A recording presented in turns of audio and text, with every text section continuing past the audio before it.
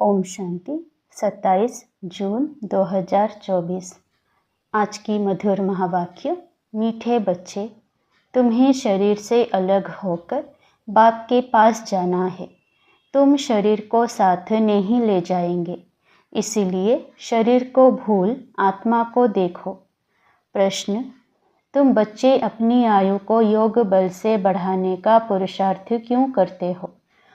उत्तर, क्योंकि तुम्हारी दिल होती है कि हम बाप द्वारा सब कुछ इस जन्म में जान जाएं, बाप द्वारा सब कुछ सुन ले। इसलिए तुम योग बल से अपनी आयु को बढ़ाने का पुरुषार्थ करते हो। अभी ही तुम्हें बाप से प्यार मिलता है। ऐसा प्यार फिर सारे कल्प में नहीं मिल सकता। बाकी जो शरीर छोड़कर चले गए उनके लिए कहेंगे ड्रामा, उनका उतना ही पार्ट था। ओम शांति। बच्चे जन्म जन्मांतर और सत्संगों में गए हैं और यहाँ भी आए हैं। वास्तव में इसको भी सत्संग कहा जाता है। सत्य का संग तारे बच्चों के दिल में आता है। हम पहले भक्ति मार्ग के सत्संगों में जाते थे और अभी यहाँ बैठे हैं। रात दिन का फर्क भासता है। यहाँ पहले पहले तो बाप का प्यार मिलता है, फिर बाप का बच्चों का प्यार मिलता है। अभी इस जन्म में तुम्हारी चेंज हो रही है। तुम बच्चे समझ गए हो हम आत्मा है, ना कि शरीर। शरीर नहीं कहेगा कि हमारी आत्मा, आत्मा कह सकती है हमारा शरीर। अब बच्चे समझते हैं जन्म जन्मांतर तो वह साधु संत महात्मा आदि करते आए। आजकल फिर फैशन पड़ा है। साईं बाबा, मेहर बाबा, वह भी सब जिस्मानी हो गए। जिस्मानी प्यार में सुख तो होता ही नहीं है। अभी तुम बच्चों का है रूहानी प्यार। रात दिन का फर्क है। यहाँ तुमको समझ मिलती है, वहाँ तो बिल्कुल बेसमझ है। तुम अभी समझते हो बाबा आ करके हमको पढ़ाते हैं। वह सबका बाप है। मेल तथा फीमेल सब अपने को आत्मा समझते हैं। बाबा बुलाते भी हैं, हे बच्चों। बच्चे भी रिस्पॉन्स करेंगे। यह है बाप और बच्चों का मेला। बच्चे जानते हैं यह बाप और बच्चों का, आत्मा और परमात्मा का मेला एक ही बार होता है। बच्चे बाबा बाबा कहते रहेंगे। बाबा अक्षर बहुत मीठा है। बाबा कहने से ही वर्षा याद आएगा। तुम छोटे तो नहीं हो। बाप की समझ बच्चे को जल्दी पड़ती है। बाबा से क्या वर्षा मिलता है, वह छोटा बच्चा तो समझ ना सके। यहाँ तुम जानते हो कि हम बाबा के पास आए हैं। बाप कहते हैं, हे बच्चों, तो इसमें सब बच्चे आ गए। सब आत्माएं घर से यहाँ आती हैं पाठ बजाने। कौन कब पाठ बजाने आते हैं यह भी बुद्धि में है। सबके सेक्शन अलग अलग हैं जहाँ से आते हैं। फिर पिछाड़ी में सब अपने अपने सेक्शन में चले जाते हैं। यह भी सब ड्रामा में नोंद है। बाप किसी को भेजते नहीं है, ऑटोमेटिकली यह ड्रामा बना हुआ है। हर एक अपने अपने धर्म में आते रहते हैं। बुद्ध का धर्म स्थापन हुआ नहीं है तो कोई उस धर्म का आएगा नहीं। पहले पहले सूर्यवंशी चंद्रवंशी ही आते हैं। जो बाप से अच्छी रीति पढ़ते हैं वही नंबरवार सूर्यवंशी चंद्रवंशी में शरीर लेते हैं। वहाँ विकार की तो बात नहीं। योग बल से आत्मा आकर गर्भ में प्रवेश करती है। उससे समझेंगे कि मेरी आत्मा इस शरीर में जाकर प्रवेश करेगी। बूढ़े समझते हैं हमारी आत्मा योग बल से जाकर यह शरीर लेगी। मेरी आत्मा अब पुनर्जन्म लेती है। वह बाप भी समझते हैं हमारे पास बच्चा आया है। बच्चे की आत्मा आ रही है जिसका साक्षात्कार होता है। वह अपने लिए समझते हैं हम जाकर दूसरे शरीर में प्रवेश करते हैं। यह भी विचार उठते हैं ना, जरूर वहाँ का कायदा होगा। बच्चा किस आयु में आएगा, वहाँ तो सब रेगुलर चलता है ना। वह तो आगे चल महसूस होगा, सब मालूम पड़ेगा। ऐसे तो नहीं 15-20 वर्ष में कोई बच्चा होगा जैसे यहाँ होता है? नहीं, वहाँ आयु 150 वर्ष की होती है। तो बच्चा तब आएगा जब आधा लाइफ से थोड़ा आगे होंगे। उस समय बच्चा आता है क्योंकि वहाँ आयु बड़ी होती है। एक ही तो बच्चा आना होता है, फिर बच्ची भी आनी है। कायदा होगा, पहले बच्चे की फिर बच्चे की आत्मा आती है। विवेक कहता है पहले बच्चा आना चाहिए, पहले मेल पीछे फीमेल। 8-10 वर्ष देरी से आएंगे। आगे चल तुम बच्चों को सब साक्षात्कार होना है। कैसे वहाँ की रस्म रिवाज है, यह सब बातें नई दुनिया की बाप बेट समझाते हैं। बाप ही नई दुनिया स्थापन करने वाला है। रस्म रिवाज भी जरूर सुनाते जाएंगे। आगे चल बहुत सुनाएंगे और तब साक्षात्कार होते रहेंगे। बच्चे कैसे पैदा होंगे कोई नई बात नहीं। तुम तो ऐसी जगह जाते हो जहाँ कल्प कल्प जाना ही पड़ता है। वैकुंठ तो अब नज़दीक आ गया है। अब तो बिल्कुल नज़दीक ही आकर पहुँचे हो। हर एक बात तुमको नज़दीक देखने आएगी जितना तुम ज्ञान योग में मजबूत होते जाएंगे। अनेक बार तुमने पाठ बजाया है, अभी तुमको समझ मिलती है। जो ही तुम साथ ले जाएंगे, वहाँ की क्या रस्म रिवाज होगी सब जान जाएंगे।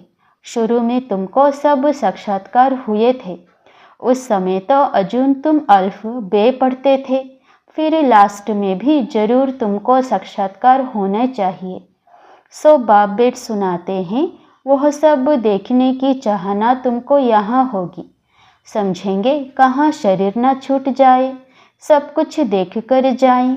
इसमें आयु बढ़ाने के लिए चाहिए योग बल। जो बाप से सब कुछ सुने, सब कुछ देखें। जो पहले से गए उनका चिंतन नहीं करना चाहिए, वह तो ड्रामा का पार्ट है, तकदीर में नहीं था। ज़्यादा बाप से लव लेना, क्योंकि जितना जितना तुम सर्विसेबल बनते हो तो बाप को बहुत बहुत प्यारे लगते हो। जितना सर्विस करते हो, जितना बाप को याद करते हो, वह याद जमती रहेगी। तुमको बहुत मज़ा आएगा। अभी तुम बनते हो ईश्वरीय संतान। बाप कहते हैं तुम आत्माएं हमारे पास थी ना, भक्ति मार्ग में मुक्ति के लिए बहुत परिश्रम करते हैं। जीवन मुक्ति को तो जानते नहीं। यह बहुत लवली ज्ञान है, बहुत लव रहता है। बाप भी है, टीचर भी है, सतगुरु भी है। सच्चा सुप्रीम बाबा है जो हमको 21 जन्मों के लिए सुखधाम में ले जाते हैं। आत्मा ही दुखी होती है, दुख सुख आत्मा ही महसूस करती है। कहा भी जाता है पाप आत्मा पुण्य आत्मा। अभी बाप आए हैं हमको सभी दुखों से छुड़ाने। अभी तुम बच्चों को बेहद में जाना है। सब सुखी हो जाएंगे, सारी दुनिया ही सुखी हो जाएगी। ड्रामा में पार्ट है, उनको भी तुम समझ गए हो। तुम कितना खुशी में रहते हो। बाबा आया है हमको स्वर्ग में ले चलने लिए। हम सब आत्माओं को स्वर्ग में ले जाएंगे। बाप धैर्य देते हैं, मीठे मीठे बच्चों, मैं तुमको सब दुखों से दूर करने आया हूँ। तो ऐसे बाप से कितना प्यार होना चाहिए। सभी संबंधों ने तुमको दुख दिया है, यह है ही दुखदायी संतान। तुम दुखी होते, दुख की ही बातें सुनते आए हो। अब बाप सब बातें समझा रहे हैं, अनेक बार समझाया है और चक्रवर्ती राजा बनाया है। तो जो बाप हमको ऐसा स्वर्ग का मालिक बनाते हैं, उन पर कितना प्यार होना चाहिए।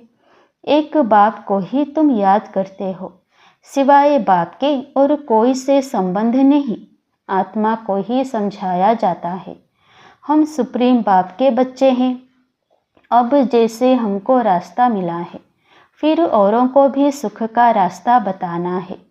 तुमको सिर्फ आधा कल्प के लिए ही नहीं, पौना कल्प के लिए सुख मिलता है। तुम पर भी कई कुर्बान जाते हैं, क्योंकि तुम बाप का संदेश बताकर सब दुख दूर कर देते हो। तुम समझते हो इन्हें भी, ब्रह्मा को भी। यह नॉलेज सुप्रीम बाप से मिलती है। यह फिर हमको पैगाम देते हैं, हम फिर औरों को पैगाम देंगे। बाप का परिचय देते सब बच्चों को जगाते रहते हैं अज्ञान नींद से। भक्ति को अज्ञान कहा जाता है। ज्ञान और भक्ति अलग अलग है। ज्ञान सागर बाप अब तुम बच्चों को ज्ञान सिखला रहे हैं। तुम्हारे दिल में आता है बाबा हर 5000 वर्ष बाद आकर हमें जगाते हैं। हमारा जो दीवा है उसमें घृत बाकी थोड़ा जाकर रहा है, इसलिए अब फिर ज्ञान घृत डाल दीप जगाते हैं। जब बाप को याद करते हैं तो आत्मा रूपी दीप प्रज्वलित होता है। आत्मा में जो कट चढ़ी हुई है वह उतरेगी बाप की याद से। इसमें ही माया की लड़ाई चलती है। माया घड़ी घड़ी भुला देती है और कट उतारने के बजाय चढ़ती जाती है, बल्कि जितना उतरती थी उससे भी जास्ती चढ़ जाती है। बाप कहते हैं बच्चे मुझे याद करो तो कट उतर जाएगी। इसमें मेहनत है। शरीर की कशिश ना हो, देही अभिमानी बनो। हम आत्मा हैं, बाबा के पास शरीर सहित तो जा नहीं सकेंगे। शरीर से अलग होकर ही जाना है। आत्मा को देखने से कट उतरेगी, शरीर को देखने से कट चढ़ती है।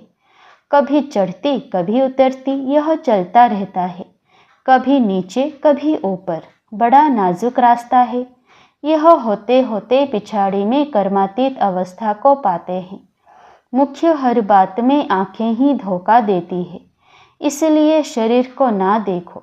हमारी बुद्धि शांति धाम सुख धाम में लटकी हुई है और देवी गुण भी धारण करने हैं।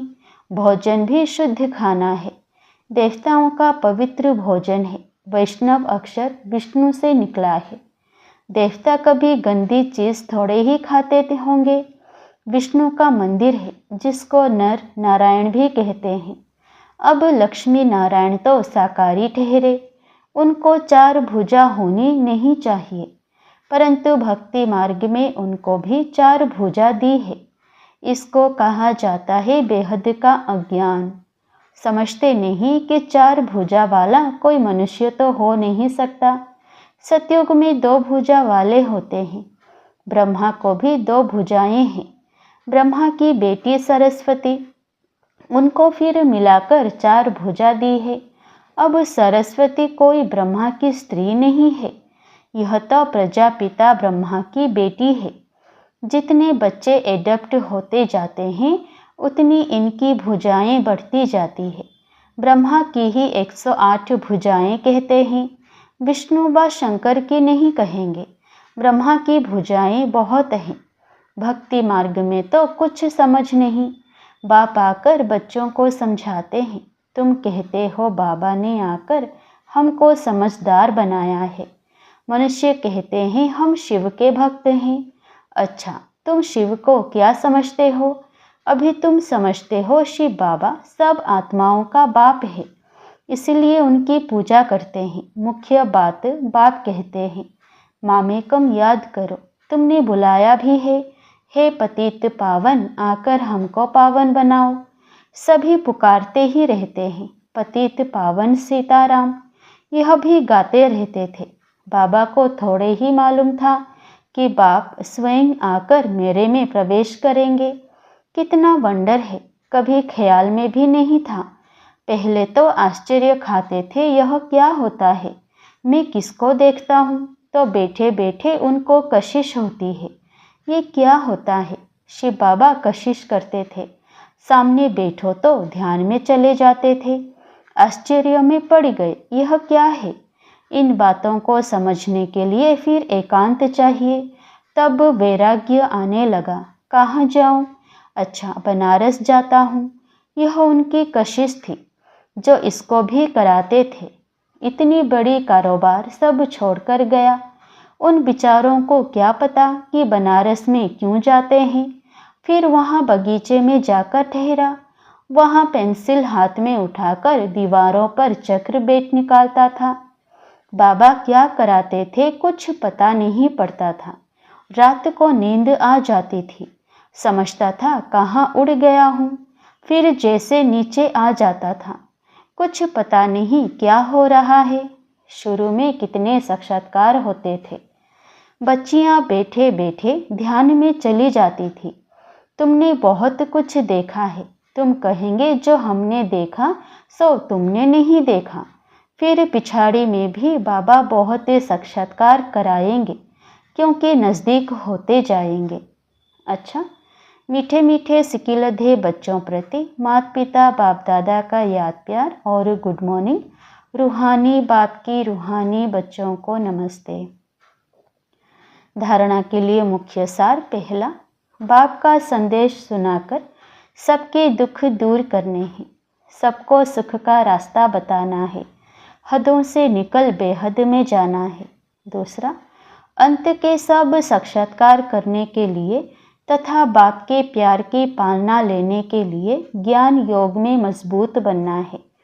दूसरों का चिंतन ना कर योग बल से अपनी आयु बढ़ानी है।